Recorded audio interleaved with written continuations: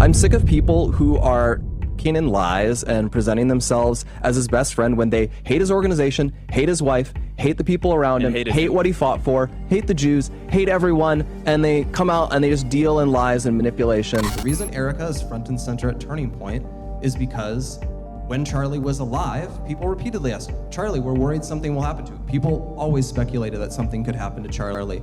Oh, it'll be fine. Erika will take over for me. That is what he said over and over. I would say I was about 10 feet to Charlie's left when it happened, and it was just, it's, that one of those moments that'll crystallize in your mind forever.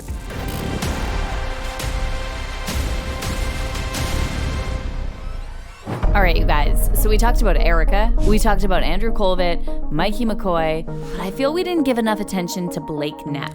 Blake is the producer and new co-host of the Charlie Kirk Show, but he's also someone who's been caught lying about some pretty serious stuff surrounding Charlie's assassination. So I decided to dig a little deeper into who Blake is, and it turns out this guy has a very shady past. And when I say shady, here's what I mean. There are allegations claiming that Blake harassed, stalked, and doxxed a woman for years. But that's not all I found.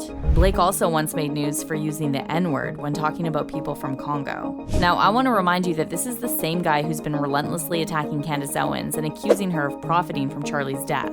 And now Blake sits in Charlie's chair and literally makes up lies about what Charlie stood for. By the way, Blake just got caught in another lie about that fake audio of Charlie appointing Erika as the CEO of Turning Point. And I'm going to talk about that in a second, but first, let me show you the story about Blake allegedly stalking an Asian woman. Just for context, Blake used to be the lead writer for Tucker Carlson Tonight on Fox News from 2016 until he resigned in July 2020. Blake and Tucker later had a falling out, and Blake is one of the people who was mad at Charlie for giving Tucker a platform. But that's not the reason Blake resigned from Tucker Carlson's show. Let's look at this article by NBC News. It says Blake was forced to resign because he was exposed for posting racist and sexist posts under the pseudonym Charles XII. But Blake didn't just throw out random edgy comments. He apparently started a whole thread targeting a real Asian woman, a woman he actually knew personally through Facebook. And get this, he kept that thread going for years. He was calling her offensive names, posting her private dating updates and personal life details, and he even invited other people to harass and stalk her. But now this same man is sitting on Charlie's show next to Charlie's chair and using Charlie's platform to attack Candace Owens, a black woman and Charlie's friend. Another thing I want to point out is that Erika Kirk is the new CEO of Turning Point, which means she signed off on Blake co-hosting Charlie's show. And as you guys have probably seen, just days ago, Erika was speaking at a women's leadership summit. So she's presenting herself as some role model for women, but she's totally fine with Blake Neff, someone with a history of hating on women, hosting Charlie's show. I mean, if you still take these people seriously, I don't know what to tell you.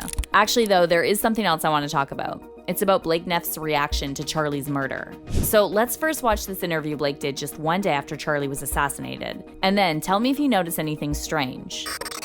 I would say I was about 10 feet to Charlie's left when it happened, and it was just, it's, that one of those moments that'll crystallize in your mind forever. You hear the pop, and it's not completely clear immediately what it is.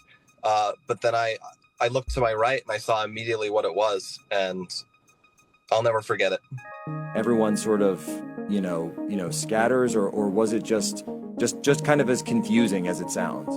It was definitely confusing, but it was also, it was, how to describe it? It was clear what had happened. There was only one shot.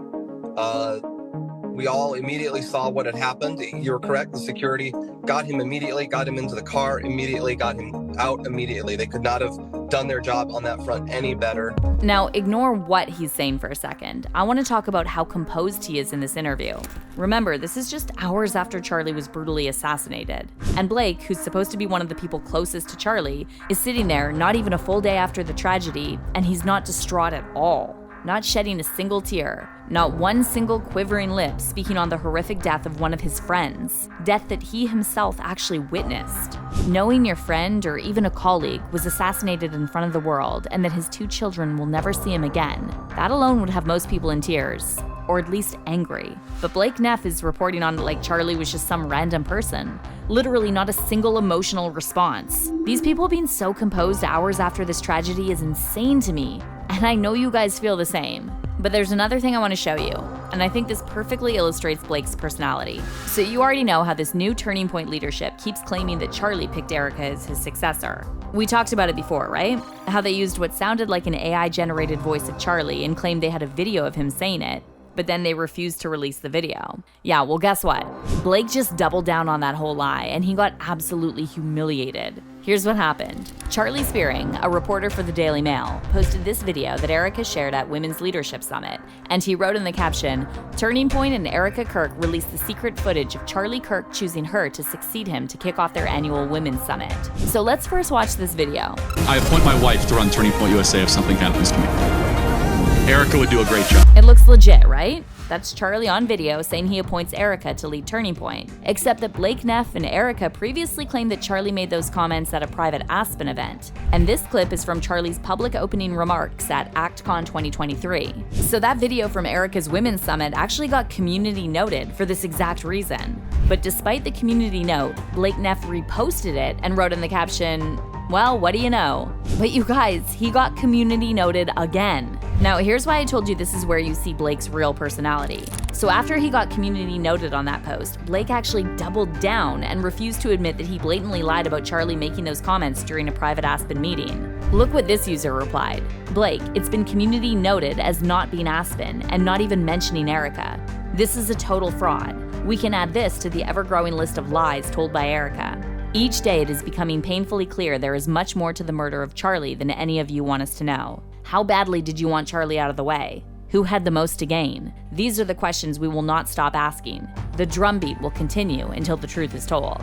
Now let me show you how Blake responded. He wrote, "It's been community noted because delusional people like yourself mass upvoted a complete fabrication. A pretty good demonstration of your ability to sift evidence, frankly." Do you see what I mean? This man will just keep lying and doubling down, no matter how much evidence is presented to him. First of all, his reply makes no sense because that's not even how community notes works, and he knows it. Community notes is not a popularity contest. Also, this is how people act when they're not telling the truth. If that video of Charlie really exists, Blake would just post it and prove people wrong. Why is this supposed secret footage of Charlie a poorly cut snippet inside a 10-second Erika Kirk promotional video? I mean, if they have a video of Charlie appointing Erika as CEO, why not just post it in full? Well, they can't because it doesn't exist. And if you want to take Blake's word for it, that's your choice. But ask yourself, why won't Blake share the full video? Instead, he's out here fighting for his life in the comments and insulting people, basically doing everything but sharing receipts that he claims he has. But what do you think about all this? It looks like Blake Neff is starting to overplay his hand, and more people are beginning to notice. And by the way, I wonder what Charlie actually thought about him. Did he only hire Blake because he was a friend of Tucker Carlson and wanted to help him out? Seems like Blake was never a genuine person. Anyway, let me know what you think, and as always, question everything.